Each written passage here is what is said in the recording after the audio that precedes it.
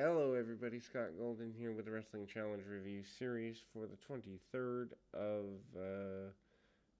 January 1994. We go to a set at Todd Pettingill's house. Kind of a goofy deal here. Diesel, this is the day after the Royal Rumble. Diesel against Tony Roy is where we are. Diesel, of course, having an amazing Royal Rumble. Probably the most dominant performance in a Rumble up to that point.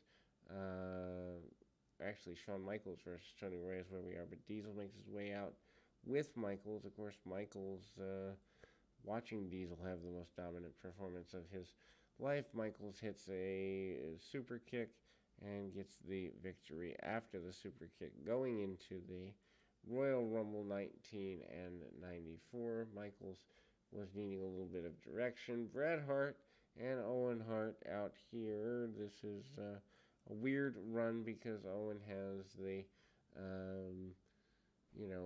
having turned heel the night before, and they're showing a babyface Owen here in the nature of things. Also, featuring an interview with Yokozuna, Jim Cornette, and Mr. Fuji from the Superstars taping held on 12/14. It's interesting. Jim Ross and Gorilla Monsoon hosted and hyped the Rumble on one deal, and then the show is hosted by Todd Pettengill from his house. Pettengill also alluded to controversial ending of the Rumble and Owen's Hart betrayal of Bret, but made no specific results of what happened on the pay-per-view in this time. Owen Hart with Bret Hart defeating Scott Taylor. Owen using the sharpshooter. Owen basically proving that he is pretty together. Also using a belly-to-belly suplex to get a victory here. I mean, it's, very basic maneuvers, very basic stuff. Nothing necessarily to write home about. Smoking Guns, Burt Santeno, and Barry Horowitz following the Sidewinder maneuver. Some basic arm drags, drop kicks, and stuff from the Guns. The Guns are still rolling forward as a major team force here in the WWF in 19 and 94 early. Super basic match as it were. Obviously, the idea to get people to care about going out to see the Guns and other enhanced or babyface talent at the time. Owen Hart in his match is still wrestling a babyface style. I don't quite understand putting that match on television.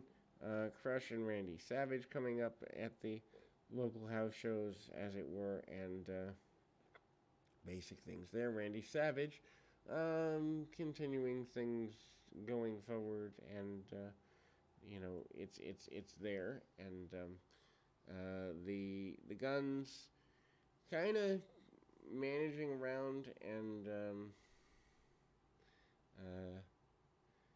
kind of hitting some tackles and all of that.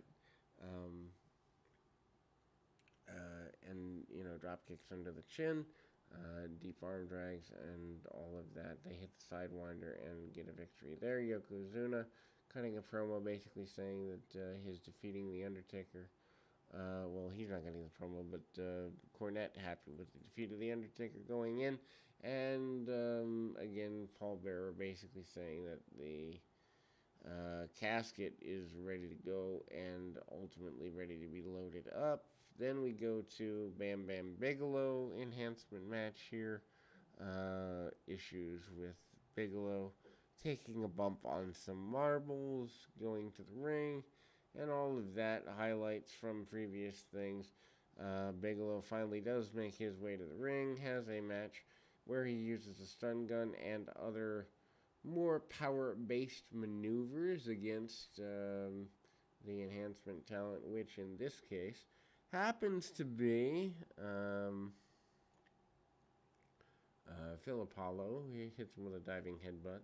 A lot of people don't realize this, but Apollo is a guy that Bigelow advocated for the doink spot when Matt Bourne left, and so certainly they have a friendship there. Not quite sure where the friendship began, but the friendship still does remain intact here in 1994. good for Apollo. Then we go to Lex Luger facing off against Chris Duffy. Duffy, of course, a New England independent mainstay, not exactly the best of situations, but um, it's there, and uh, it's ultimately there. And Luger, punch kick, power slam, and the torture rack backbreaker. Luger getting ready for WrestleMania 10, although we don't exactly know that at this particular juncture. Basic maneuvers and basic run. We will be back with more right after this.